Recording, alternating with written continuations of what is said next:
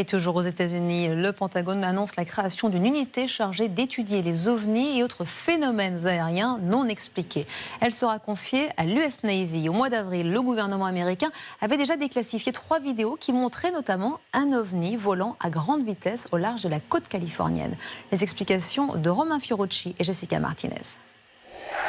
Objet volant non identifié et ultra rapide. 2015 au large de San Diego, États-Unis, 2 pilotes de ligne de l'US Navy ont besoin de plusieurs secondes et plusieurs tentatives pour bloquer dans leur mire 7 cibles particulièrement véloces.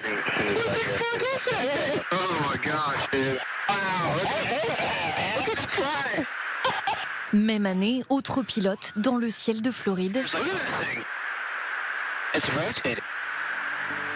Rotation, accélération fulgurante, forme non référencée. Des vidéos rendues publiques en avril dernier par le Pentagone, qui étudie depuis des années ces phénomènes aériens non identifiés.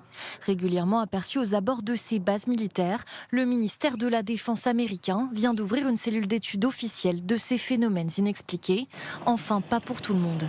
Si le drone est petit, on a des effets d'échelle qui font que les longueurs d'onde actuelles des radars de défense aérienne ne sont pas optimaux pour détecter ce genre d'objet. Pareil, aux États-Unis, ils ont beaucoup de black programmes totalement secrets, liés à la volonté des Américains de masquer un peu leur avance technologique dans un certain nombre de domaines. Projet tenu secret ou mystère encore plus épais. Ces 2 hommes enquêtent depuis des années sur les UFO ou OVNI et ont été témoins d'apparitions difficilement explicables. Je suis dans une cité universitaire, donc suite à divers témoignages, qui s'arrête pile à 50 cm devant moi alors qu'il arrivait à une vitesse énorme et il fait un virage à angle droit. Et sur l'instant, envie de vomir, on vomit. Les performances de vol sont incompatibles avec notre technologie. Depuis la fin des années 40, il y a une telle masse d'observations et le doute est permis que ce soit d'une technologie qui ne soit pas d'origine terrestre. Le Centre national d'études spatiales estime que ces phénomènes aérospatiaux non identifiés représentent 3,5% des cas référencés et jamais expliqués à ce jour.